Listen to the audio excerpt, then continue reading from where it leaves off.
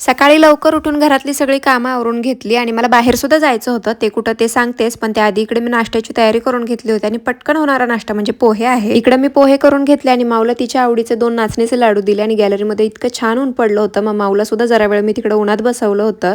घर पटकन क्लीन करून घेतलं म्हणजे मला घरी आल्यावरती पुन्हा पसारा आवरायचं टेन्शन नको. आणि मी आले होते इकडे बँकेमध्ये, माझं बँकेचं काम होतं आणि माऊचं इकडे थोडं डॉक्युमेंटचं काम होतं. मग त्यानंतर मी घरी आले. घरी आल्यानंतर निवांत असा आराम केला आणि वातावरण इतकं छान झालं होतं ना की मनात असलेलं सगळं टेन्शन, विचार सगळं काही मी काही क्षणांपुरतं सगळं विसरले होते. त्यानंतर मी किचन मध्ये आले आणि इकडे स्वयंपाकाची तयारी करून घेतली होती आणि मी इकडे पहिलं माऊसाठी आळणी पाणी करत होते. आता काही जण याला तर आळणी सूप पण म्हणत असतील, पण आम्ही आळणी पाणीच म्हणतो. माऊसाठी इकडे मऊ पीस आणले होते, मग त्याच तिला मी इकडे अळणी पाणी करून घेतलं होतं आणि त्यानंतर आमच्यासाठी इकडे भाजीची तयारी करून घेतली. सगळा स्वयंपाक असा करून घेतला लवकर. आता भाजी जरी तुम्हाला ही खूप जास्त स्पायसी वाटत असली तरी ही खूप जास्त तिखट झालेली नाहीये. त्यानंतर आम्ही जेवण करायला बसलो आणि एरवी माऊ ती तिच्याच हाताने खाते, पण आज तिला माझ्या हातून खायचं होतं कारण तिला डान्स करायचा होता. आणि खाण्याच्या बाबतीत म्हणताना तर प्रत्येक लहान मुलाचे नखरे खूप जास्त असतात, तसेच माऊचे सुद्धा आहेत बरं का. जेवण करून झाल्यानंतर घरातली सगळी कामं आवरून घेतली आणि असा संपला मी माझा आजचा दिवस. तुम्हाला कसं वाटलं?